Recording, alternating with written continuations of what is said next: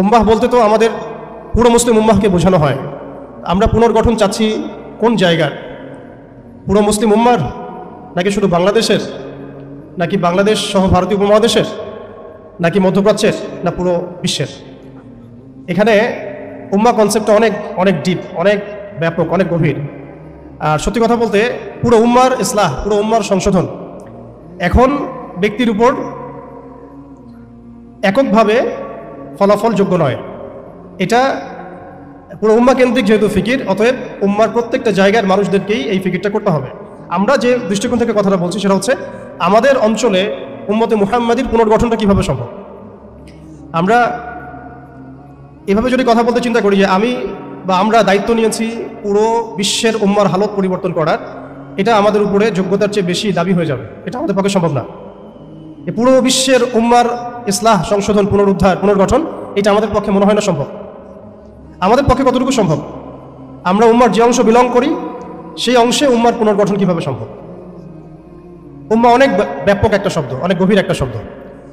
উম্মার মধ্যে দুটো ভাগ আছে, একটা হচ্ছে উম্মাহ তো দাওয়া এবং উম্মাহ ইজাবা। দাওয়া অর্থাৎ নবী সাল্লাল্লাহু আলাইহি ওয়াসাল্লাম সবাইকে দাওয়াত দিয়েছেন। এর মধ্যে কাফের, মুশরিক, মুনাফিকরাও উম্মার অন্তর্ভুক্ত। আব্দুল্লাহ বিন উবাই এবং তার অনুসারীরা কি উম্মার অন্তর্ভুক্ত নয়? নসারা, পৌত্তলিকটা কি উম্মতের অন্তর্ভুক্ত কিনা? তারা দাওয়ার অন্তর্ভুক্ত, বাট ইজাবার অন্তর্ভুক্ত নয়। ইজাবা কারা? যারা মুহাম্মদ সাল্লাল্লাহু আলাইহি ওয়াসাল্লাম যে দাওয়াতটা দিয়েছেন, আমরা দরুদ পড়ব সাল্লাল্লাহু আলাইহি ওয়াসাল্লাম, সেই দাওয়াতটা যারা কবুল করেছেন তারা উম্মত ইজাবা। এর মধ্যে আমরা পড়ছি। এখন উম্মত ইজাবার সংখ্যা আমাদের এখানে কোটি কোটি কোটি কোটি সারা বিশ্বে। এখন এমন একটা অবস্থা আমরা এসেছি যে পুনর্গঠনের প্রশ্ন উঠছে। তাহলে আমরা একটু খেয়াল করি যে উম্মার পুনর্গঠনটার প্রশ্নটা কেন উঠছে। এক নম্বর কথা, উম্মা কি এটা তো আমরা বুঝতে পারলাম, এবং উম্মার আমরা কোন অংশ এটা বুঝতে পারলাম। পরিপূর্ণ উম্মার ইসলাহ সংশোধন আমাদের এককভাবে একার পক্ষে সম্ভব না, এটাও বুঝলাম। তবে আমাদের আঞ্চলিকভাবে উম্মার যে অংশ, আমরা এই অংশটুকুর ইসলাহ সংশোধন, পুনর্গঠন, পুনরুজ্জীবন, এগুলো আমাদের দ্বারা সম্ভব।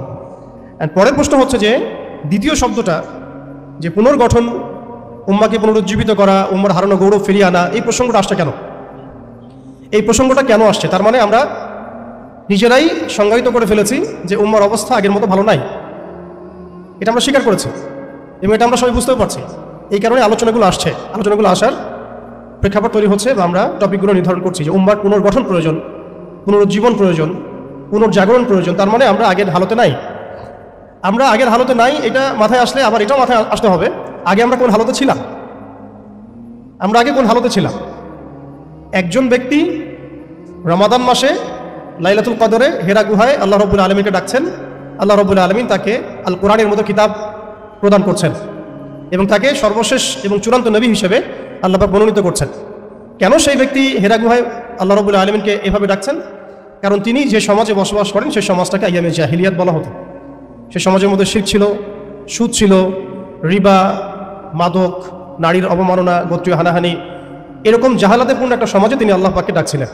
সে একজন ব্যক্তি থেকে আস্তে আস্তে দাওয়াত শুরু হলো এবং তিনি প্রথমে ম্যান টু ম্যান দাওয়াত দিতে লাগলেন।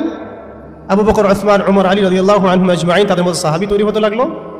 এক পর্যায়ে মক্কায় 13 বছর দাওয়াতের মধ্যে আমরা সবরের পরিচয় দিলাম, ধৈর্যের পরিচয় দিলাম। দাওয়াত অব্যাহত থাকলো, আমরা নির্যাতন নিপীড়ন সহ্য করলাম। এক পর্যায়ে আমরা হিজরত করলাম, প্রথমে আবিসিনিয়ায়, কখনো তায়েফে, এক পর্যায়ে মদিনায় গিয়ে ইসলামী রাষ্ট্র কায়েম হলো। আমরা জিহাদ এবং দাওয়াতের মধ্য দিয়ে আস্তে আস্তে মদিনাকে বেস করে বদর, উহুদ, খন্দক, মৌতা, তাবুক, এইসব সিঁড়ি পেরিয়ে মক্কা বিজয় পর্যন্ত আসলাম। মক্কা বিজয় পর্যন্ত আসার পরে আমরা দেখলাম যে আইয়ামে জাহিলিয়াতের কোনো জাহালাত মক্কার মধ্যে নাই। যেই মক্কা আমরা ছেড়ে গিয়েছিলাম 23 বছরের ব্যবধানে আমরা দেখলাম সেই মক্কা আইয়ামে জাহিলিয়াত মুক্ত হলো। শুধু তাই নয়, সেখানে কোনো শিরক থাকলো না, কোনো রিবা থাকলো না, কোনো মাদক থাকলো না, কোনো নারীর অবমাননা থাকলো না, গোত্রীয় হানাহানি থাকলো না।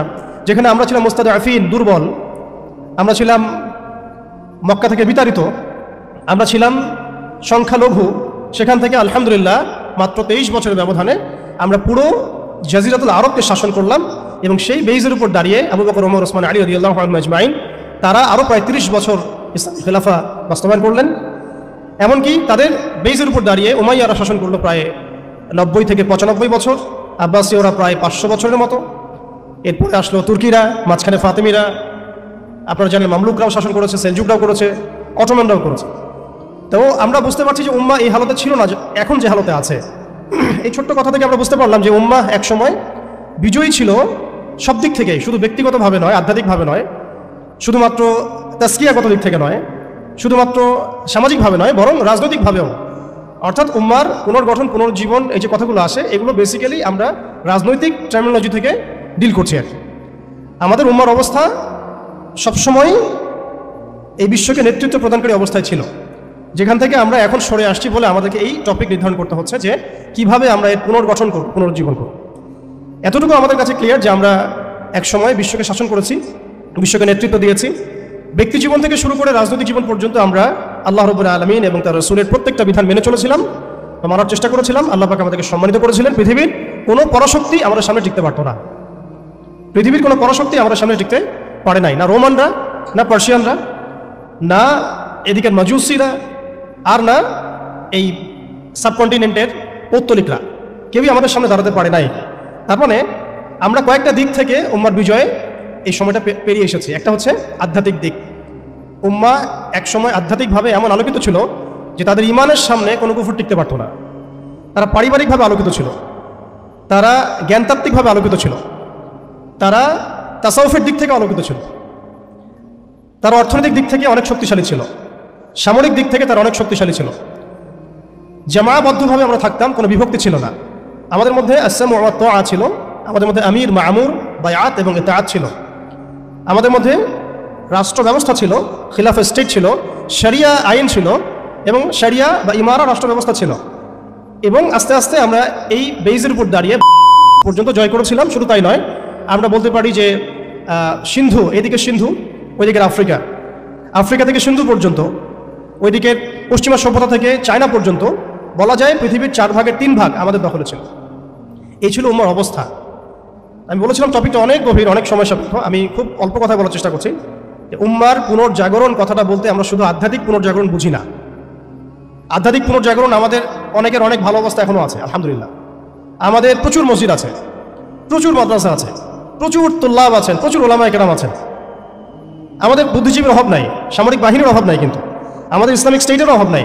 নামকা বাস্তে যদিও অনেক কিছুই, জনসংখ্যাও প্রচুর, সম্পদও প্রচুর, খনিজ সম্পদও প্রচুর। আমাদের মা বোনদের, পর্দানশীল মা বোনদের অভাব নাই। তাহলে আমরা কোন জায়গা থেকে পুনর্জাগরণের কথাটা বলছি? আসলে আমরা পুনর্জাগরণের কথাটা বলছি সামগ্রিক অর্থে, স্পেশালি রাজনৈতিক অর্থে।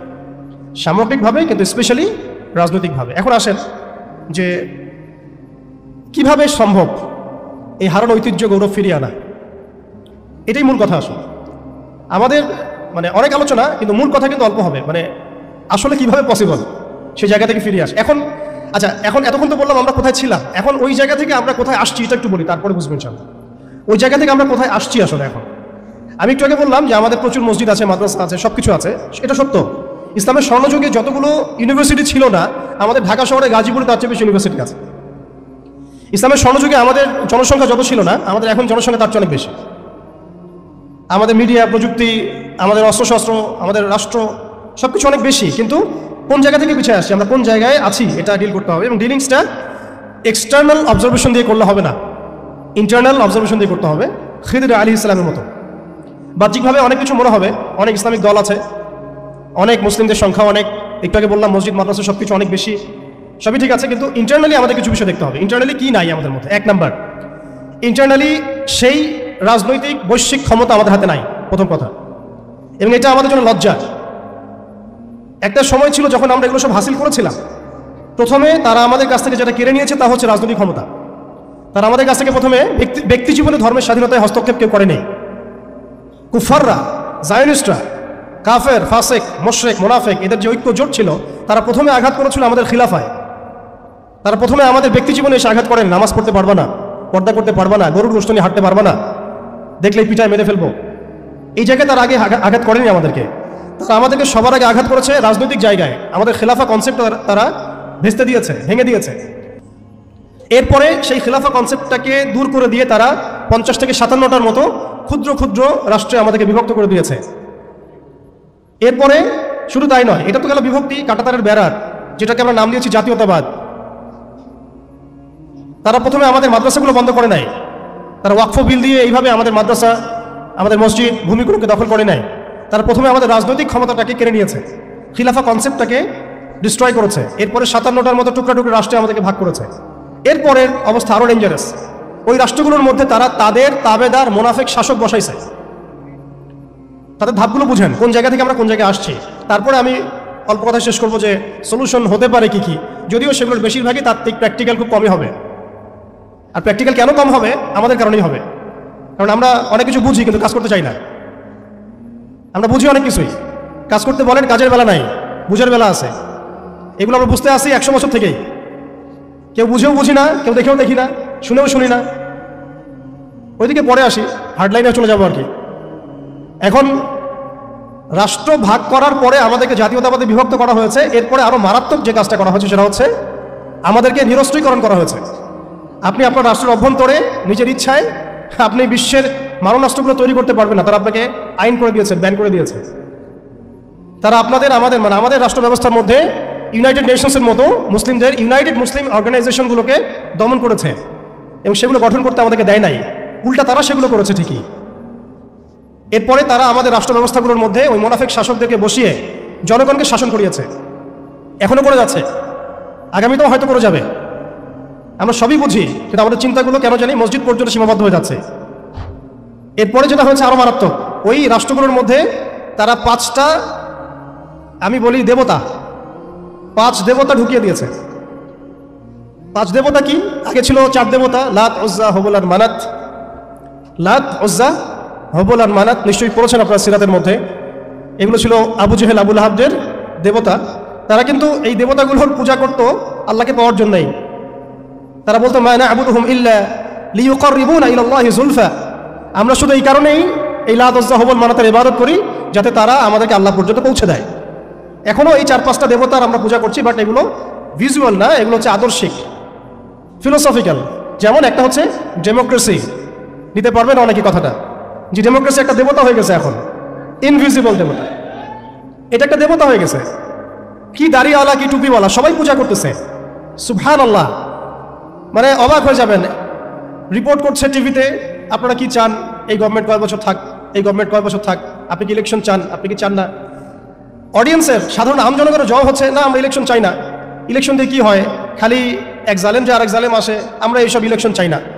আমরা চাই ভালো কোনো সরকারি ব্যবস্থায় থেকে যাক আরো 10 বছর। মানে সবচেয়ে ভালো যে চিন্তাটা তাদের, সেটাও গণতন্ত্রের বাইরে যেতে পারে না। সরি, সবচেয়ে ভালো তাদের ইনসাফপূর্ণ যে চিন্তাটা মাথা থেকে আসে, সেটাও এই দেবতাগুলোর বাইরে যেতে পারে না। ওই পূজার মধ্যেই চিন্তা। আমরা চাই এরকম একটা গভর্নমেন্ট আসুক, এই পদ্ধতি থাক এবং আরো 10 বছর তারা দেশ চালাক। মানে ইসলামে যে আল্লাহ প্রদত্ত একটা রাষ্ট্র ব্যবস্থা আছে, একটা ইসলামী শাসন ব্যবস্থা আছে, এই কনসেপ্টটাই নাই।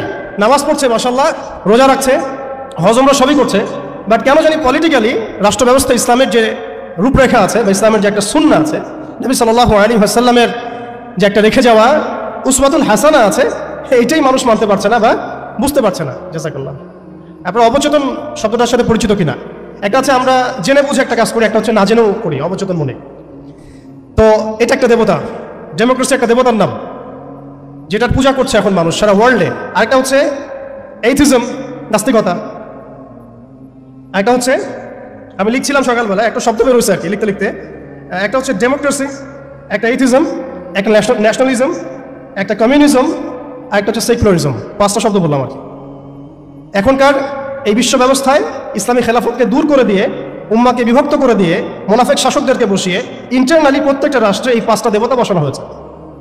ডেমোক্রেসি, এথিজম, আর বললাম কি ন্যাশনালিজম, আরেকটা কি বললাম কমিউনিজম এবং সেকুলারিজম।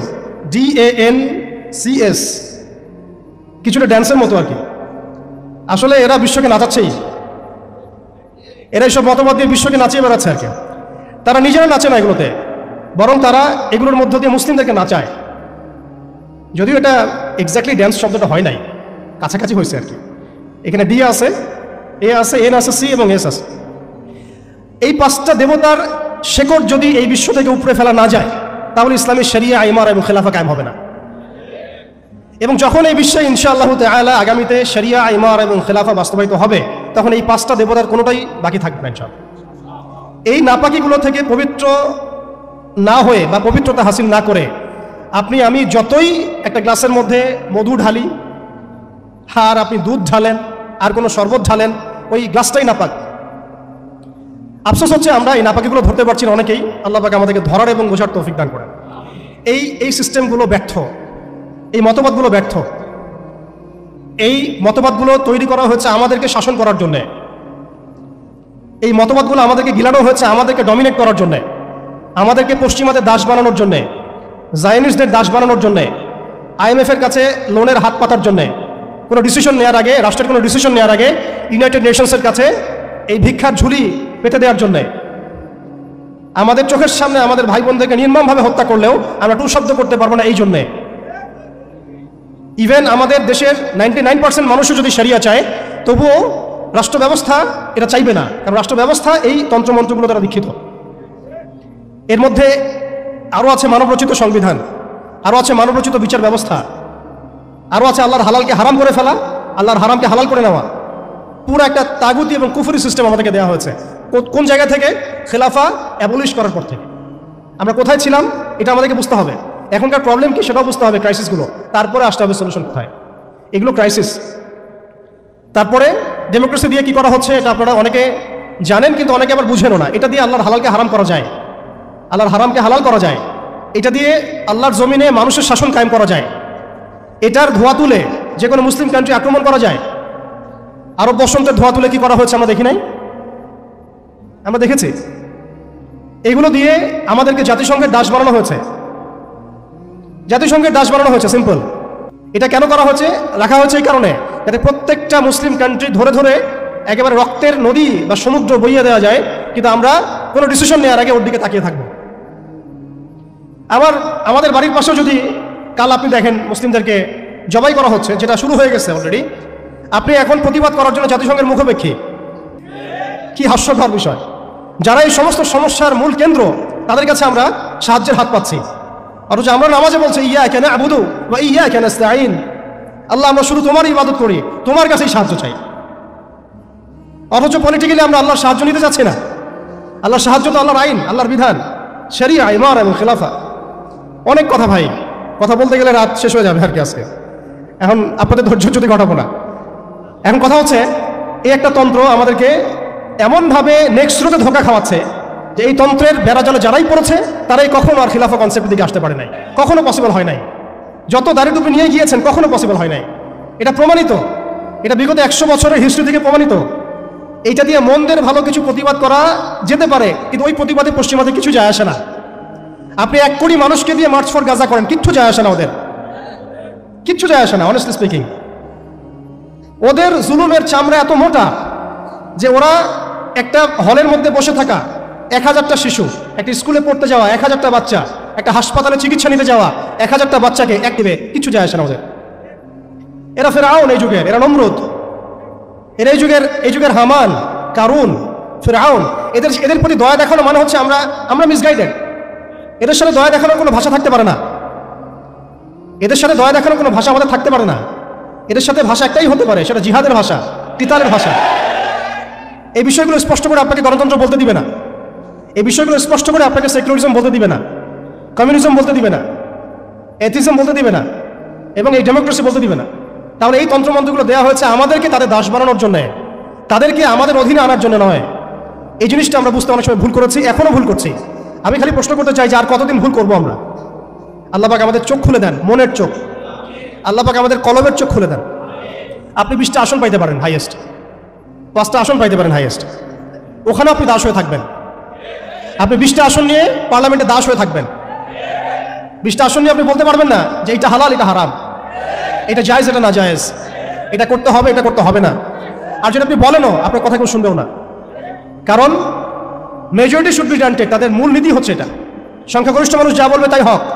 আগামীকাল সংখ্যাগরিষ্ঠ মানুষ বাংলাদেশে বলবে নাউযুবিল্লাহি মিন যালিক, যে এই বিবাহিত ধর্ষণের বিচার করা হোক, নাউযুবিল্লাহ, আর ওই পতিতালয়ে গিয়ে সময় কাটানো, নাউযুবিল্লাহি মিন যালিক, এটাকে প্রমোট করা হোক, শ্রমিকের অধিকার দেওয়া হোক। আগামীকাল মানুষ বলবে এলজিবিটির লাইসেন্স দেওয়া হোক। আগামীকাল মানুষ বলবে ট্রান্সজেন্ডারকে বাধ্যতামূলক করা হোক, আইন করা হোক। আপনি 20টা আসন নিয়ে কিচ্ছু করতে পারবেন না, বিকজ এই সিস্টেমটা দাঁড়িয়ে আছে এমন একটা বালির ঢিবির উপরে যার উপরে কোনো ঘোড়া দাঁড়াতে পারে না। এই সিস্টেমটা দাঁড়িয়ে আছে এমন একটা ভঙ্গুর মাটির উপরে যার উপরে কোনো প্রাসাদ নির্মাণ করা সম্ভব নয়, মাটিটাই তো ভঙ্গুর। তো এই আদর্শিক এই মতবাদগুলো দিয়ে তারা আমাদের খিলাফাটাকে ডিস্ট্রয় করে দিয়েছিল। আজকে থেকে 100 বছর হয়ে গেছে, আজকে 100 বছর পরে এসে আমি এগুলো নিয়ে কথা বলছি, আমরা এগুলো নিয়ে কথা বলছি। তো মাশাআল্লাহ এটা ভালো, আমি এই ব্যাপারে আশাবাদী যে মাশাআল্লাহ বাংলাদেশের তরুণ প্রজন্ম এখন বুঝতে শিখছে আলহামদুলিল্লাহ। এবং আমরা যদি এভাবে দাওয়াতের মেহনত অব্যাহত রাখতে পারি ইনশাআল্লাহ তাআলা, অন্যদের 20 বছর লাগলে আমাদের 2 বছর লাগবে ইনশাআল্লাহ। আমি কাজের ব্যাপারে পরে আসছি, একটু সময় নিব আপনাদের কাছে। এরপরে তারা যেটা করেছে হালতটা বুঝেন। এরপরে তারা আমাদের ইয়াং জেনারেশনকে টার্গেট করেছে, কয়েকটা জেনারেশনকে টার্গেট করেছে তারা। একটা হচ্ছে ওলামায়ে কেরাম শ্রেণী, একটা হচ্ছে পলিটিশিয়ান, একটা হচ্ছে তরুণ প্রজন্ম, একটা মেয়েরা, একটা বাচ্চারা।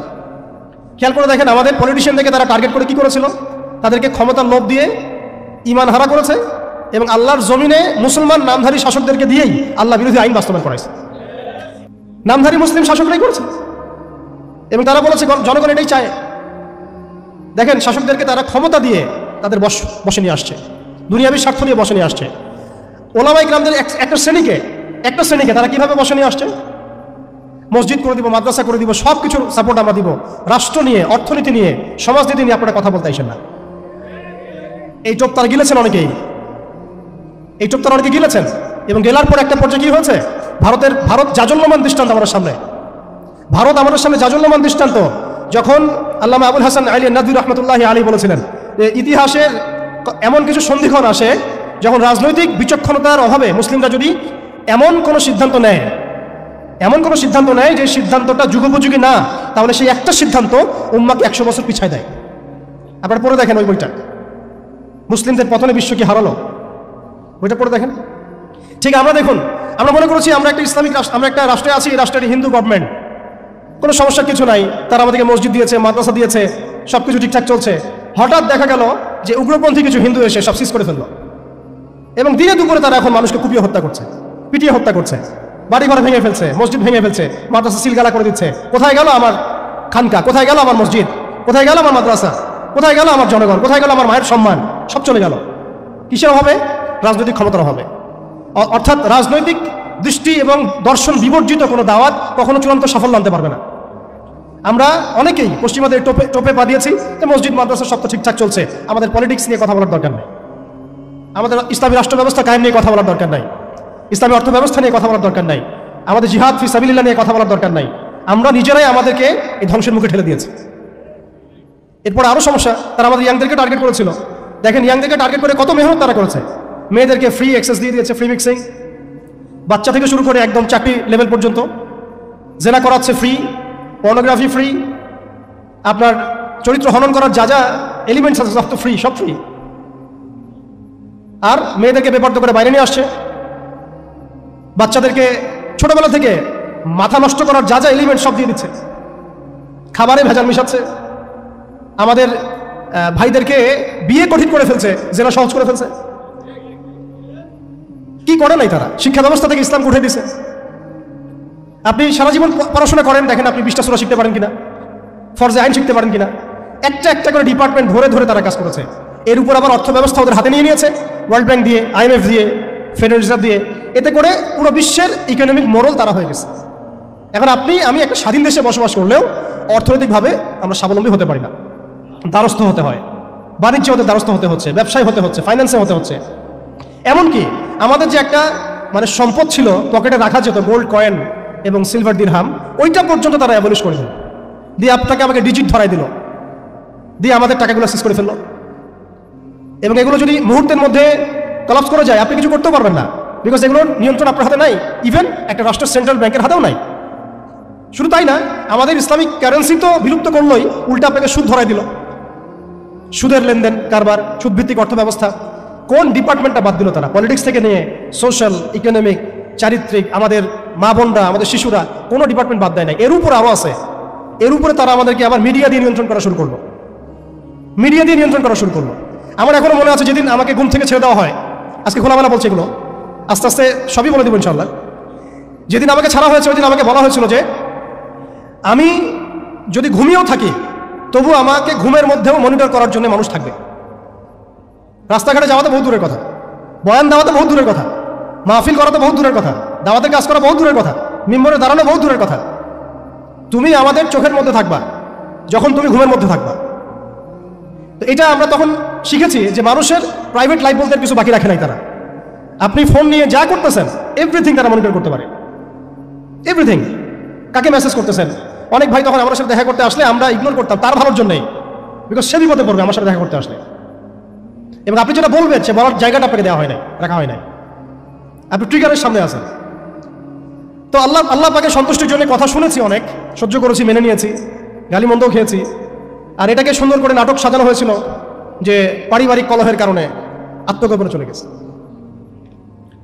তো পারিবারিক কলহের কারণে আত্মগোপনে আমার সাথে আরো 4 জন কিভাবে গেল, আমার গাড়িও বা কিভাবে গেল, আর বাংলাদেশের গোয়েন্দা সংস্থার হেডকোয়ার্টারে আমার লাস্ট লোকেশন কিভাবে পাওয়া যায়, ম্যাপ কিভাবে ট্রেস হয়, মিডিয়া দিয়ে মানুষকে খাওয়ানো। এই কথাটা বলতে কি এখানে আসছি যে শুধুমাত্র টেকনোলজিক্যাল নিয়ন্ত্রণ ওদের কাছে আছে এমন না, ইভেন মিডিয়া দিয়ে তারা দিন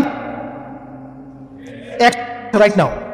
এখন আপনারা এই মিডিয়াদেরকে খুব মাথায় তুলতেছেন, এখন কয়দিন আগে তারা ফ্যাসিস্টের পক্ষে ছিল, আজকে মনে করছেন সে আপনার দলে চলে আসছে। তাদের কোনো ধর্ম থাকে না, তারা দিনকে রাত বানাতে পারে, রাতকে দিন বানাতে পারে। আজকে আপনাকে জঙ্গি বলতে পারে, কালকে আপনাকে ফ্রিডম ফাইটার বলতে পারে। আজকে যদি দেখে এইসব ওয়ার্ডগুলো এই সিস্টেমের এগেনস্টে যাচ্ছে, তখন আমাদেরকে তারা ট্রেস করবে, তারা উগ্র, তারা মৌলবাদী, তারা জঙ্গিবাদী কর্মকাণ্ড করতেছে, নাউজুবিল্লাহি মিন যালিক। ঠিক আছে, কিন্তু যদি দেখা যায় কালকে তারাই আবার বিজয় হয়ে গেছে, তখন তাদেরকে আবার তারা হাইলাইট করবে এবং তাদের পেজগুলো, নিউজ কাভারেজগুলো ভরে যাবে। অতএব মূল জায়গায় থাকেন, তাদেরকে দিয়ে কিছু যায় আসে না। ইসলামের আহলুন নিফাকদেরকে দিয়ে কিছু যায় আসে না। আমি একটা পয়েন্ট টাচ করতে গিয়ে জায়গায় এসেছি যে দেখেন আমাদের ওই উম্মার ওই গৌরবান্বিত সময়টাকে স্মরণ করেন, আমরা কোথায় ছিলাম এবং এখন কোথায় আছি। মাঝখানের এই রাস্তাটাতে ওরা আমাদেরকে কিভাবে ডমিনেট করলো, কোন কোন জায়গায় তারা আমাদেরকে মারলো। তারা কিন্তু আমাদেরকে ভাতে মারলো, অর্থনীতির মধ্যে মারলো, রাজনীতির মধ্যে মারলো, সংস্কৃতির মধ্যে মারলো, তরুণ প্রজন্মের মধ্যে মারলো। তারা আমাদেরকে কিন্তু বেপরদামি দিয়ে মারলো, পর্নোগ্রাফি দিয়ে মারলো, মিডিয়া দিয়ে মারলো, প্রযুক্তি দিয়ে মারলো। প্রযুক্তির কথাটা না বললেই না, সিস্টেম এমনভাবে তারা আপডেট করেছে যে একটা জায়গায় সামরিক অভিযানের প্রয়োজন নাই তাদের। এখন এআই টেকনোলজি দিয়ে তারা ঘরে বসে কিবোর্ডের ক্লিকের মধ্য দিয়ে আমাকে এখানে শুট করতে পারে। এখন রাইট নাও আমরা কিছু করতে পারবো না এবং আমাদের কোনো প্রতিরক্ষা ব্যবস্থা নাই। আপনি কোথায় বসে আছেন ওইখানে আপনাকে শুট করা সম্ভব। প্রযুক্তি এমন জায়গায় নিয়ে গেছে তারা। আপনি মুসলিম কান্ট্রিগুলোর অবস্থা দেখেন। আমরা বাংলার জমিনে দিনকে আমি কথা বলছি, বাংলার জমিনে ল্যাকিংসগুলো আপনি ফাইন্ড আউট করেন। আমাদের কি আকাশ নিরাপদ, সমুদ্র কি নিরাপদ, আমাদের কি মিসাইল আছে, ক্ষেপণাস্ত্র ব্যবস্থা আছে, আকাশ প্রতিরক্ষা ব্যবস্থা আছে, আমাদের কি এরকম প্রযুক্তি আছে, আমাদের কি ইমানদার এমন মিলিটারি বাহিনী আছে কিনা। অনেক বিষয় আছে যেগুলো নিয়ে আমাদেরকে ভাবতে হবে। নাই, এটা হতাশার কোনো কারণ না। এবং আমাদের সব কিছুই লাগবে, জরুরিও না, এটাও মাথা দিচ্ছি। নাই, অনেক কিছুই নাই, এটা হতাশার কোনো ব্যাপার না। এবং অনেক কিছু যে নাই, এটা আমাদের ভীরুতারও কোনো সুযোগ এখানে রাখার দরকার নাই। ঠিক আছে, যতটা সম্ভব আমরা অর্জন করার চেষ্টা করবো ইনশাল্লাহ। কিন্তু যদি নাও হয় 100%, তবুও আমাদের ভয় পাওয়ার কোনো কারণ নাই।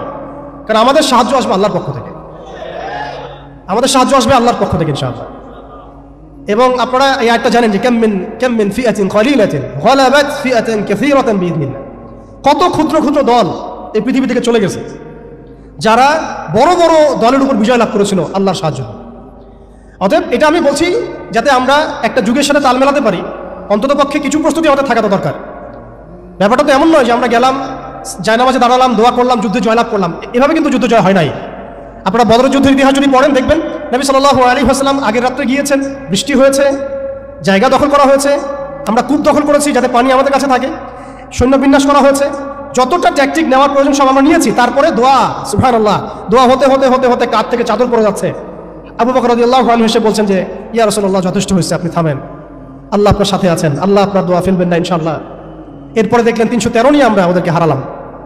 সব কিছুর প্রয়োজন আছে। তো আমাদের অবস্থাটা এখন এমন একটা জায়গা আছে যে ওই খিলাফা যাওয়ার পর থেকে উম্মাহ আজকে এই জায়গায় চলে আসছে। এটা একদিনে হয় নাই, 100 বছর লাগছে। এটা ভাই একদিনে হয় না, 100 বছর লাগছে। ওরা 100 বছর মেয়াদি প্ল্যান করেছিল, আরো বেশি প্ল্যান করেছে ওরা। কোরআন থেকে যদি আপনি পড়েন মনে হবে আজকেই যেন নাজিল হলো। আল্লাহ পাক বলেছেন, ইয়া আইয়ুহাল্লাযীনা আমানু লা তাত্তাখিযুল ইয়াহুদা ওয়ান নাসারা আউলিয়া। হে মুমিনগণ, তোমরা ইহুদি এবং নাসারাদেরকে বন্ধুরূপে গ্রহণ করো না। বা'দুহুম আউলিয়া ওয়া বা'দ, এরা একে অপরের বন্ধু। তারা আজকে মিলেমিশে সারা বিশ্বে কি করতেছে দেখেন। বা'দুহুম আউলিয়া ওয়া বা'দ, আল্লাহ আমাদেরকে আগেই বলেছিলেন আল্লাহ পাক আরো সতর্ক করেছেন, ওয়া মান ইয়াতাওয়াল্লাহু মিনকুম ফাইন্নাহু মিনহুম, তোমাদের মধ্যে কেউ যদি ওদের সাথে হাত মিলাও, ওদের দিকে মুখ ফিরাও, তোমরা তাদের অন্তর্ভুক্ত। আজকে দেখেন পুরো আরবের মধ্যে কারা ওদের দিকে মুখ ফিরাইছে, পুরো বিশ্বে কারা ওদের দিকে মুখ ফিরাই নিছে। প্রত্যেকটা সেকুলার রাষ্ট্রের শাসক ওদের দিকে মুখ ফিরাইছে, প্রত্যেকটা ডেমোক্রেটিক কান্ট্রির শাসক দেখেন আজকে ওদের দিকে মুখ ফিরাইছে। আপনি এইসব তন্ত্রমন্ত্রগুলোর কথা আগে যেগুলো বললাম, এগুলোর দ্বারা যারা শাসিত হচ্ছে তারা কেউই ওদের থেকে বিচ্ছিন্ন নয়, বরং তারা ওদের অংশ, এবং তারা ওদের পারপাস সার্ভ করতেছে ওই অঞ্চলে। কি আসলে সে তো একটা ব্যক্তি হবে, কিন্তু দেখেন ওর সিস্টেম কিন্তু অলরেডি ডেভেলপ করে ফেলছে। সে কি প্রত্যেকটা জায়গায় পায়ে হেঁটে হেঁটে গিয়ে শাসন করবে? আপনাদের তাই মনে হয়? সে প্রত্যেকটা জায়গায় তার এজেন্টদেরকে বসাবে, এটাই বাস্তব। ওমর রাদিয়াল্লাহু আনহু মদিনা থেকে পুরো বিশ্ব শাসন করেছেন, তিনি কি প্রত্যেকটা জায়গায় পায়ে হেঁটে হেঁটে গিয়েছেন? এটা কি পসিবল? ইসলামের প্রতিনিধি ছিল, সাহাবায়ে কেরাম বিভিন্ন জায়গায় ছিলেন তার পক্ষ থেকে, অনেকটা সেম কাজ করতে পারে। দেখুন খেয়াল করে, সে তার অনুসারীদেরকে সব জায়গায় বসিয়ে দিয়েছে, সবাই তার ভাষায় কথা বলছে। বিবিসি, CNN তারা যে ভাষাগুলো চয়ন করে সেই ভাষায় আমাদের রিপোর্ট করা হয়। ওরা যে মিডিয়াগুলো, FBI, ওরা যে রিপোর্টগুলো প্রদান করে, ওই রিপোর্টের আলোকে আমাদের এখানে প্রশাসনিক বাহিনী কাজ করে। তারা যেভাবে ফাংশন করে সেভাবে কাজ করা হয়। পুরো বিশ্বটা যেন একটা সিস্টেমের মধ্যে নিয়ে আসা হয়েছে। এই ওয়ার্ল্ড অর্ডারটাই তারা ফাংশন করেছিল আমাদের খেলাফতটাকে অ্যাবলিশ করার পরে। এই কারণে আমাদের এখানে প্রশ্ন উঠতেছে যে উম্মার পুনর্গঠন কেন দরকার, কিভাবে সম্ভব? আগে আমাদেরকে বুঝতে হবে যে কোন জায়গায় আমরা চলে আসছি, কোন জায়গা থেকে। এখন কি আমাদের ঈর্ষা হচ্ছে না যে আমরা কোন জায়গায় ছিলাম? এখন কি আমাদের খারাপ লাগছে না যে আমরা আসলে কোন জায়গায় ছিলাম, আজকে কোন জায়গায় আছি? আমরা কি বুঝতে পারছি আমরা কোন জায়গায় আসছি? আর স্মরণ করেন সেই সময়ের কথা যখন একটা মুসলিম যুবতীর উপর চোখ তুলে তাকানোর অধিকার কারো ছিল না, এই ক্ষমতা কারো ছিল না। চোখ তুলে ফেলতাম একেবারে আমরা। ঘরের ভিতরে যদি বাহির থেকে কেউ তাকাতো অন্যায়ভাবে, চোখ উপড়ায় ফেলতাম আমরা। একটা মুসলিম রমণীর সম্ভ্রমহানি করা হয়েছিল এই সাবকন্টিনেন্টে, এই সিন্ধুতে, মনে আছে আপনাদের? তার সম্ভ্রমের জন্যে, তার সম্ভ্রম বাঁচানোর জন্য পুরা মুহাম্মদ বিন কাসিমের জাইশ আসছে। আমি কি চিন্তা করতে পারছি আমরা কোন জায়গায় ছিলাম? আজকে আপনি দেখলেন রেলে একটা মেয়ে যাচ্ছে ইন্ডিয়াতে, তার নিকাব খুলে ফেলা হলে কেউ কিছু করতে পারলো না। ওরা জোরে জোরে বলছে বল বল জয় শ্রীরাম, বল, তারপর ছাড়বে না, আউযুবিল্লাহি মিন যালিক। বল জয় শ্রীরাম, তারপর ছাড়বো তোকে। বল মোদিজি কি জয়, তারপর ছাড়বো তোকে। চিন্তা করছেন আমরা কোন জায়গায় আসছি? আমাদের কি ভারতে মসজিদের অভাব আছে, মাদ্রাসার অভাব আছে? ভারতে কি মুসলমানদের সংখ্যার অভাব? তাহলে কেন এই জায়গায় আসলো? একটাই কারণ, রাজনৈতিক শক্তি না থাকলে উম্মার অবস্থাই হয়। রাজনৈতিক শক্তি, হ্যাঁ, রাজনৈতিক শক্তি হচ্ছে এখন আমাদের মূল লক্ষ্য হওয়া দরকার। একটা অঞ্চলে ইসলামী ইমারা শরিয়া কায়েম করার জন্য 100% মানুষের 100% পরিপূর্ণ মুসলিম হওয়া শর্ত না, জি, বরং একটা অঞ্চলের মানুষের মধ্যে যদি মুসলিমের মানুষও একদম খালেস মুখলেস হয়, মুত্তাকি হয়, পরহেজগার হয়, ইমানদার হয়, একদম সিরাতের আদলের সব সুন্নাহগুলো মেনে চলে, ওই গুটি কয়েক মানুষের দ্বারা ইনশাআল্লাহ একটা বড় অঞ্চলে খেলাফত প্রতিষ্ঠা করা সম্ভব।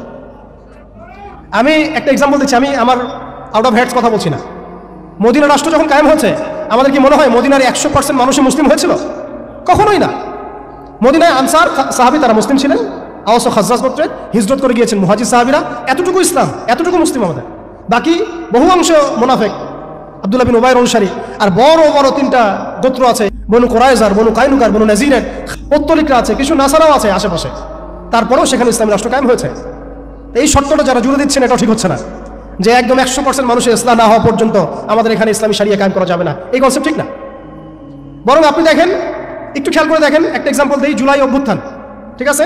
এই সময় মাঠে ময়দানে ছিল সব মিলায় ধরেন 20% মানুষ এই বাংলাদেশের, বাকি 80% মানুষ ঘরেই ছিল, আজও ঘরে আছে, শরিয়া কায়েম হলেও ঘরেই থাকে। আপনি খেয়াল করে দেখেন, তাদের কিছু যায় আসে না, তারা যেভাবে ছিল সেভাবে আছে। আগে ছিল একটা শাসন, তাদের কাছে মনে হচ্ছে এখন আরেকটা শাসন আসবে, তাদের চিন্তায় এতটুকু, চিন্তার লিমিটেশন এতটুকুই। একজন গেছে আরেকজন আসবে, একটা আগুদ গেছে আর একটা আগুদ আসবে, মদের বোতল চেঞ্জ হবে, মদ সেম থাকবে, ওদের চিন্তাটা এমনই। এই পয়েন্টটাতে একটু সময় নিয়ে নিলাম। দেখেন ভারতের অবস্থাটা আমাদেরকে খুব পীড়া দিচ্ছে। ভারতের অবস্থা আমাদেরকে অনেক পীড়া দিচ্ছে না? এটা দেওয়ার পরেও কিন্তু আমি কিছু করতে পারছি না। এটা যদি আল্লাহ না করুক যদি এটা বাংলাদেশে হয়, আল্লাহ না করুক এটা যদি বাংলাদেশে হয়, তখন আপনার ফতোয়া কি হবে, আমাদের ফতোয়া কি হবে, এটা আমাদের এখন স্পষ্ট করা উচিত। এবং যেটার আশঙ্কা আমরা করি সেটার প্রিপারেশন কেন আমরা নিব না? যেটার আশঙ্কা আমরা করি বা যেটা আমরা বুঝতে পারছি না হতেই পারে, অসম্ভব কিছু না, তাহলে তার প্রিপারেশন আমরা কেন রাখবো না? এটা আমার প্রশ্ন আর কি। ভারতের মুসলিমরা কি কখনো ভেবেছিল আজকে থেকে 10 বছর আগে এমনটা হবে? ওয়াকফ বিলের মাধ্যমে আমাদের সব সম্পত্তি তারা গ্রাস করে ফেলবে, কেউ কি ভাবছে?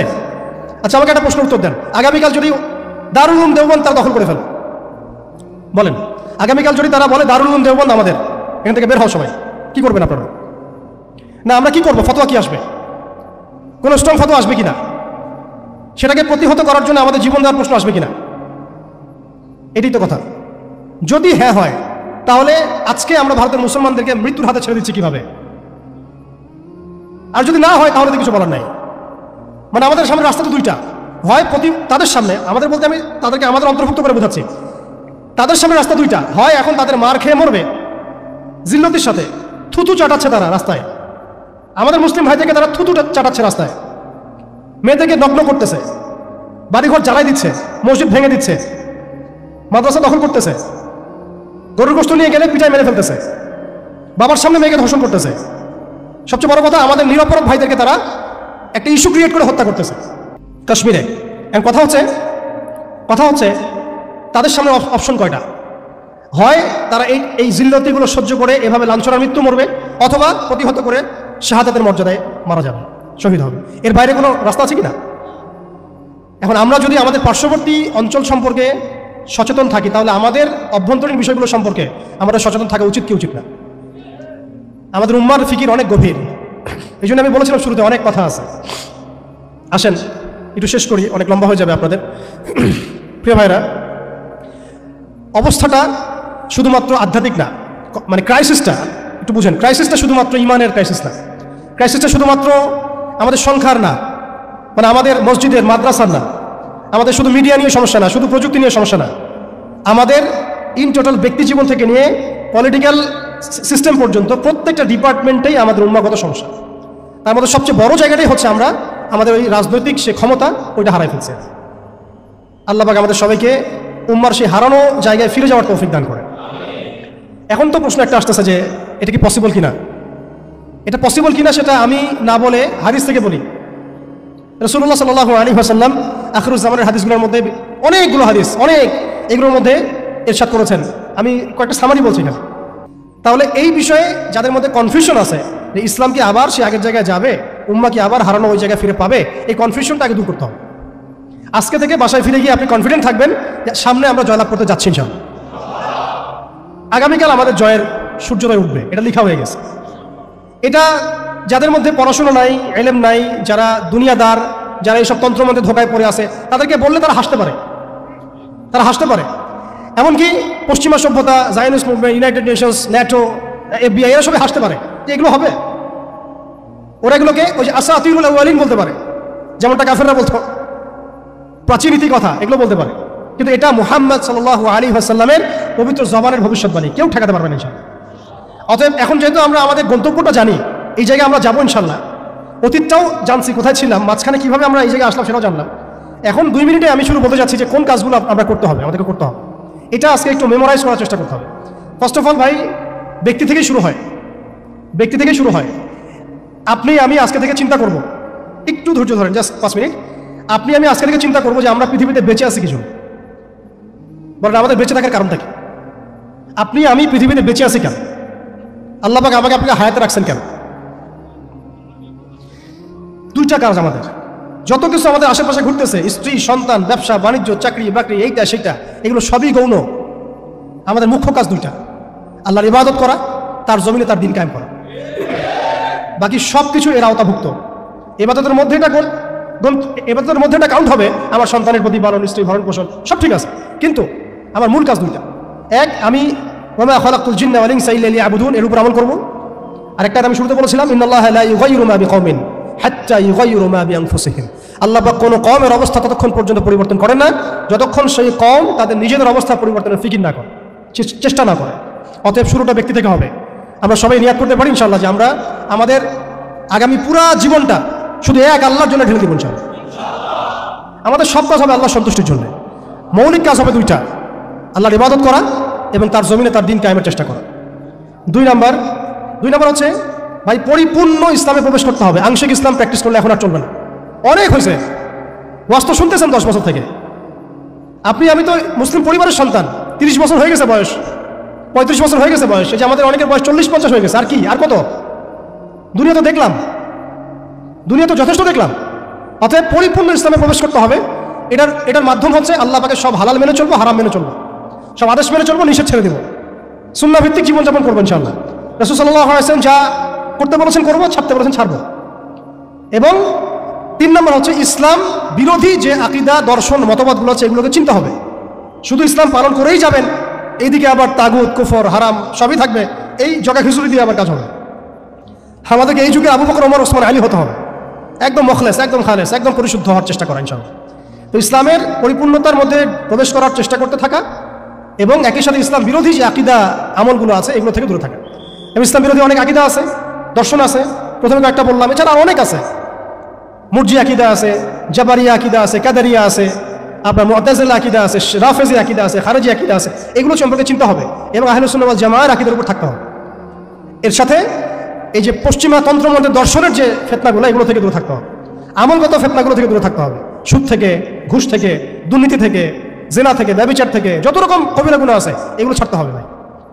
আল্লাহ পাক অপবিত্র কাঁধে আল্লাহর দ্বীনের আমানত দিবেন না, অপবিত্র কলমে আল্লাহ পাকের দ্বীনের আমানত দিবেন না। সো ভিতর বাহির পরিষ্কার করতে হবে, ভিতর বাহির পরিষ্কার করতে হবে। আল্লাহ পাক তৌফিক দান করেন। 4 নম্বর হচ্ছে অবশ্যই মাথার উপরে আমাদের ওলামা ইকরামদেরকে রাখতে হবে। ওলামা বিবর্জিত কোনো জেনারেশন কখনো সফল হতে পারবে না, অতএব ওলামা ইকরামদেরকে আমাদের মাথার উপরে রাখতে হবে, এই সোহবতটা আমাদের লাগবেই। 5 নম্বর হচ্ছে ভাই হারাম খাওয়া যাবে না, হালাল খেতে হবে। কোন অবস্থায় আমরা যেন হারামে লিপ্ত না হয়, যত রকম হারাম আছে সব ছাড়তে হবে, ছেড়ে হালালে থাকতে হবে। না খেয়ে থাকবো তাও হারাম খাবো না, না খেয়ে থাকবো তাও হারাম খাবো, এই চিন্তা আমার মধ্যে থাকতে হবে। 6 নম্বর আমার আপনার জীবনের লক্ষ্য ফিক্স করে ফেলেন। আজকে জীবনের লক্ষ্যটাকে ফিক্স করে ফেলেন, আমি আপনি আসলে দুনিয়াতে কি চাই, কি করতে আসছি, আমাদের কাজটা কি, এটা যদি ফিক্স করতে পারি কাজ আমাদের মাশাআল্লাহ 50% হয়ে গেছে। 7 নম্বর হচ্ছে আমাদের পারিবারিক কাঠামোগুলোকে ঠিকঠাকভাবে গড়ে তোলার চেষ্টা করা ইসলামিক আদর্শে। যদি একেবারেই পসিবল না হয় সেক্ষেত্রে আমাদের সামনে সাহাবীদের মিসাল আছে, বহু সাহাবী পরিবার থেকে সেই সাপোর্টটা পান নাই যেটা প্রত্যাশা করে মানুষ, অনেক নবীও পান নাই, অনেক ক্ষেত্রে দেখা গেছে আসহাবুল কাহাফের মিসাল আমাদের সামনে আছে। তো আমরা চেষ্টা করতে থাকবো, এরপরেও যদি সব কিছু আমাদের অনুকূলে না থাকে এটা আল্লাহর হাতে ছেড়ে দিতে হবে। 8 নম্বর হচ্ছে, এটা খুব জরুরি, আর 2-3টা মিনিট। 8 নম্বরটা সবচেয়ে জরুরি। আজকে সেমিনার হলো, অনেক বয়ান হয়েছে, আলহামদুলিল্লাহ অনেক আলোচনা হয়েছে, অনেক স্কলার এসেছেন। 8 নম্বরটার উপর আমল যদি আমরা না করতে পারি, আমরা শুধু সেমিনারই করতে থাকবো, বাংলার জমিনে শরিয়া কায়েম করতে পারবো না।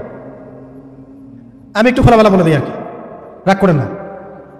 8 নম্বর যদি আমরা বাস্তবায়ন করতে না পারি, আমরা এভাবে সেমিনারই করতে থাকবো, মাহফিলি করতে থাকবো, আমরা এভাবে মসজিদ মাদ্রাসা সব খেদমত চলতে থাকবে, সব ঠিক আছে, কিন্তু শরিয়া ইমারত দিকে আমরা যেতে পারবো না। যেটা না হলে আমরা আবার পশ্চিমাদের দাসত্ব থেকে মুক্ত হতে পারবো না, স্বাধীন হতে পারবো না, মাজলুমদের সাহায্য করতে পারবো না, মুস্তাদআফিনদের পাশে দাঁড়াতে পারবো না। ওইটা করতে হলে আমাদেরকে ওই জায়গায় যেতেই হবে, ওই শরিয়া জায়গায় যেতেই হবে। সেটা কি? সেটা হচ্ছে আমাদের দরকার একটা জামাআ দরকার। আমাদের এখন বিশুদ্ধ আকীদা এবং বিশুদ্ধ মানহাজের একটা জামাআ বাংলাদেশে অবশ্যই অবশ্যই জরুরি ভিত্তিতে দরকার। বাংলাদেশে অনেক কিছু আছে, অনেক প্ল্যাটফর্ম আছে, ঠিক আছে, আমি এগুলো সম্পর্কে অবগত আছি। সব কিছু বিবেচনা করে আমি আবার আমার জায়গা থেকে জোর দিয়ে বলছি, বাংলাদেশে বিশুদ্ধ আকীদা, বিশুদ্ধ মানহাজের তাওহীদপন্থী মানুষদের, যারা আল্লাহর জমিন, আল্লাহর দ্বীনের বিজয় দেখতে চান, তথাকথিত পশ্চিমাদের পদ্ধতি নয় বরং সিরাতের আদলে যারা দেখতে চান, তাদের অবশ্যই অনতিবিলম্বে ঐক্যবদ্ধ হতে হবে। যদি ঐক্যবদ্ধ হতে না পারি আমরা অস্তিত্ব সংকটে পড়ব, আমরা অস্তিত্ব সংকটে পড়ব। আগামীতে আপনি হবেন টার্গেট, আপনি হবেন ডিহিউম্যানাইজ করার মূল উপকরণ, মূল মাধ্যম। এবং আমরা যদি ঐক্যবদ্ধ হতে পারি, আমরা যদি সংখ্যায় কমও হই, ইনশাআল্লাহ আযজা ওয়া জাল আল্লাহ পাক এই অঞ্চলের জন্য আমাদেরকে কবুল করবেন ইনশাআল্লাহ। দেখবেন এই অঞ্চলে কালিমা লা ইলাহা ইল্লাল্লাহ মুহাম্মাদুর রাসূলুল্লাহর পতাকা আমাদের হাতেই উঠবে ইনশাআল্লাহ। বৈশ্বিক অনেক কাজ হচ্ছে, এটা হচ্ছে আলহামদুলিল্লাহ, এটা আল্লাহর হুকুমে হচ্ছে। যারা কাজ করছে তারা কিন্তু এককভাবে করছে না, তারাও এভাবে জামা গঠন করেই কাজ করছে। তাদেরও আমির আছে, তাদেরও মামুর আছে, আস-সামউ ওয়াত তাআ আছে, তাদেরও বায়আ আছে। এগুলো যদি আমাদের মধ্যে না আসে, আমরাও এভাবেই যে সেমিনার করতে থাকবো, এর বেশি হয়তো আমরা কিছু করতে পারবো না। হয়তোবা আমরা চাই অনতিবিলম্বে বাংলাদেশে তাওহীদপন্থী মানুষদের একটা কাফেলা গড়ে উঠুক। এ বিষয়ে আপনারা একমত কিনা? এ বিষয়ে কি আপনাদের মতামত আছে কিনা? আপনারা আল্লাহর কাছে দোয়া করতে থাকেন যে আল্লাহ যেন এমন একটা জামা করে দেন, এমন একটা ইমারা এনে দেন, এমন একটা মামুর আল্লাহ পাক তৈরি করে দেন, এবং এমন এমন যোগ্য আমির আল্লাহ পাক নিয়ে এসে দেন, যাদের ঐক্যবদ্ধ প্রচেষ্টায় বাংলাদেশে ইনশাআল্লাহ শরিয়া কায়েম হবে ইনশাআল্লাহ তাআলা। আল্লাহ যেন কবুল করেন, আমিন। এটা সবচেয়ে জরুরি কাজ। যদি আমরা এটা করতে না পারি, আমি বললাম আপনারা অস্তিত্ব সংকটে পড়বেন। ছোট ছোট পরিসরে কাজ করে আপনি নিজের অস্তিত্ব ধরে রাখাটাই ডিফিকাল্ট হয়ে যাবে। শরিয়া কায়েম তো বহু দূরের কথা। আপনি খেয়াল করে দেখেন, তাগুত ঐক্যবদ্ধ হয়েছে, তাদের রুট লেভেল পর্যন্ত কাঠামো আছে, চেইন অফ কমান্ড আছে। সেকুলার ঐক্যবদ্ধ হয়েছে, শাহবাগীর ঐক্যবদ্ধ হয়েছে, কাদিয়ানিরা ঐক্যবদ্ধ হয়েছে, হিজবুত তাওহীদ একটা আছে না, না বায়েজিদ খান পন্ডিত, না ভুল বললাম, হ্যাঁ, তারা পর্যন্ত ঐক্যবদ্ধ হয়েছে। আর শিয়ারা ঐক্যবদ্ধ হয়ে যাচ্ছে, খ্রিস্টান মিশনারিরা ঐক্যবদ্ধ হয়ে যাচ্ছে, এনজিওর ঐক্যবদ্ধ হয়ে যাচ্ছে। আপনি দেখেন ফ্যাসিস্টরা ঐক্যবদ্ধ ছিল, এখনো আরেক তাগুত যারা ক্ষমতা আসার জন্য উঠে পড়ে লাগছে তারা ঐক্যবদ্ধ হয়ে যাচ্ছে। সবাই যদি ঐক্যবদ্ধ হয় তাহলে আমরা কেন হব না? আমরা কিসের অপেক্ষায় বসে আছি? উম্মার পুনরুত্থান যদি আমরা দেখতে চাই, পুনর্জাগরণ দেখতে চাই, এবং এই অঞ্চলে যদি আমরা উম্মাকে সেই বিজয়ী বেশে দেখতে চাই, তাহলে আমাদেরকেই আল্লাহর কালিমার পতাকা তুলে নিতে হবে ইনশাআল্লাহ। যখন কালিমার পতাকা পড়ে যায় তখন আকবারই উঠে নেওয়া লাগে। এখন কালিমার পতাকা তো সিলসিলায় সিলসিলায় আমার হাতে কেউ তুলে দেয় নাই, দিচ্ছে না, পড়ে গেছে পতাকা নিচে, আপনি কি করবেন? উঠাতে হবে আমাকে এখন। আল্লাহ পাক সে ওঠানোর মতো হাত আমাদেরকে দান করেন, সেরকম যোগ্য প্ল্যাটফর্ম দান করেন, যোগ্য ইমারা দান করেন, যোগ্য সুরা দান করেন, যোগ্য আমির দান করেন, আমাদেরকেও যোগ্য মামুর হওয়ার তৌফিক দান করেন। আপনারা বিশ্বাস করেন যদি এইভাবে আমরা বেশি না 5 থেকে 10টা বছর কাজ করতে পারি, ইনশাআল্লাহ শরিয়া কায়েম হোক না হোক এমন একটা জেনারেশন আমরা রেখে যাবো ইনশাআল্লাহ বাংলাদেশে, যারা এই জমিনে আল্লাহর দিন কায়েম করেই ছাড়বে ইনশাআল্লাহ। এটা আমি কোনো চাপাবাজি করতেছি না, আর এটা কোনো আবেগের কথা না। জাস্ট আমরা যদি 10টা বছর এভাবে কাজ করতে পারি, একজন শেখ হারুন ইজার, একজন আদনান ভাই, একজন অমুক ভাই, একজন তমুক ভাই, একজন অমুক স্কলার, একজন তমুক স্কলার, তাদের একক খেদমতে যদি এইভাবে জাগরণ হতে পারে, আপনারা একটু চিন্তা করেন যদি এরকম 100টা মানুষ একসাথে থাকে তাহলে উম্মাহ কি হইতে পারে? অতএব আপনারা এই উদ্যোগগুলো হাতে নেন, আপনারা পুশ করেন, আপনারা এগুলো আওয়াজ তুলেন। ইনশাআল্লাহ তাআলা আল্লাহ রাব্বুল আলামিন আপনাদের মধ্যে ইখলাস থাকলে আল্লাহ পাক জামা এনে দিবেন ইনশাআল্লাহ। আর শেষের দুটো কথা বলে শেষ করছি, এরপরে আমাদের কাজ হবে দুটো। এটা যদি হয়ে যায় এরপরে কাজ থাকবে খালি দুইটা। এক, সিরাতের আদলে দাওয়াতের কাজ করতে থাকা, সিরাতের আদলে দাওয়াতের কাজ করতে থাকা, এবং অবশ্যই সে যোগ্যতা অর্জন করা, সে যোগ্যতা অর্জন করা, পড়াশোনা করা, এগুলো তো আগেই হয়ে গেছে, আগে বলছি আমি। দাওয়াতের মেহনতটা খুবই ব্যাপক করতে হবে। চায়ের কাপে দাওয়াত হবে, হোটেলে দাওয়াত হবে, চা খেতে খেতে দাওয়াত হবে, কফি খাইতে খাইতে দাওয়াত হবে, স্কুলে দাওয়াত হবে, কলেজে দাওয়াত হবে, ইউনিভার্সিটিতে দাওয়াত হবে, সেমিনারে হবে, সিম্পোজিয়ামে হবে, মসজিদে হবে, তালিমে হবে, সবখানে দাওয়াতের কাজ করতে হবে। এবং দাওয়াতের এই কাজটা প্রত্যেকটা মহলে করতে হবে, তরুণদের মধ্যে, তরুণীদের মধ্যে, আম জনগণের মধ্যে, আমাদের বাচ্চাদের মধ্যে, আমাদের পুলিশের মধ্যে, প্রশাসনের মধ্যে, আর্মির মধ্যে, বিজিবির মধ্যে, র্যাবের মধ্যে, ডিজিএফআই এর মধ্যে, প্রত্যেকটা মহলে। এবং এই দাওয়াত হবে খোলাসা করে, আমভাবে, খোলামেলা দাওয়াত, ব্যাপক দাওয়াত এবং পরিপূর্ণ দাওয়াত, আংশিক ইসলামের দাওয়াত না, পরিপূর্ণ ইসলামের দাওয়াত, পরিপূর্ণ ইসলামের দাওয়াত। ব্যাস, এরপরে দাওয়াতের মেহনত চলতে থাকবে। যদি পরিস্থিতি যেমন হবে আমাদের কাজও তেমন হবে। মুক্তির একটাই পথ, দাওয়াত এবং জিহাদ, দাওয়াত এবং জিহাদ। এরপরে যদি ইসলামী রাষ্ট্র কায়েম হয় ইনশাআল্লাহ আযজা ওয়া জাল, তখন দেখবেন বহির্বিশ্বে কিভাবে আমরা বড় বড় ইসলামিক কান্ট্রিগুলোর সাথে একটা একাত্মতা পোষণ করে একটা বৈশ্বিক চেইন অফ কমান্ড গড়ে তুলতে পারি। এবং সেটা অবশ্যই ইমানের ভিত্তিতে, তাওহীদের ভিত্তিতে, এবং সেটা অবশ্যই সিরাতের আদলে, সুন্নাহর আদলে, কোনো সেকুলার ডেমোক্রেটিক বা ওই তাগুতের দাসদের আদলে নয়।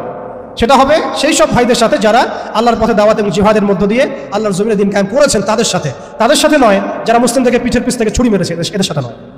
অতএব আমাদের কাজ এখন আঞ্চলিকভাবে এগুলাই। এই কাজগুলো যদি আমরা ঠিকঠাক মতো করতে পারি ইনশাআল্লাহ, আল্লাহ পাক তৌফিক দান করেন, আমিন, তাহলে দেখবেন অল্প সময়ের ব্যবধানেই আমরা ভালো সাফল্য পাচ্ছি ইনশাআল্লাহ। এবং আমাদের এক্সিস্টিং যে ভাইরা যারা যারা কাজ করছেন তাদের কারোর সাথে আমাদের সরাসরি কোনো বিরোধে যাওয়ার প্রয়োজন নাই, যতক্ষণ না তারা আহলে সুন্নাহ ওয়াল জামায়াতের আকীদা, আমল, মানহাজ থেকে দূরে সরে যায়। ততক্ষণ পর্যন্ত আমাদের কারোর সাথে কোনো রকমের বাকবিতণ্ডা, কথা কাটাকাটি, ফেসবুকে ঝগড়া, এগুলো খুব বাজে বিষয় হচ্ছে। এগুলো কোনো প্রয়োজন নাই আমাদের। আর কে কি করলো, তারা এটা করলো কিনা, সেটা করলো কিনা, তারা কেন এমন করে না, ওই আলেম কেন এমন করে না, এগুলো ভাবার আমাদের প্রয়োজন নাই। আমরা দেখবো আমরা কি করতেছি, আমরা দেখবো যে আমরা কি করতেছি, আমাদের কি করা দরকার।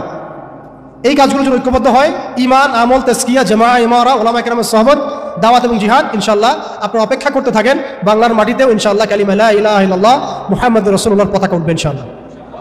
আল্লাহ পাক আমাকে আপনাকে সেই দিন দেখার তৌফিক দান করেন, সেই মাকবুল কাফেলা আল্লাহ পাক আমাদেরকে শরীক করেন। আল্লাহ পাক আমাদের সবাইকে কথাগুলো দিলের কান দিয়ে বোঝার, শোনার তৌফিক দান করেন।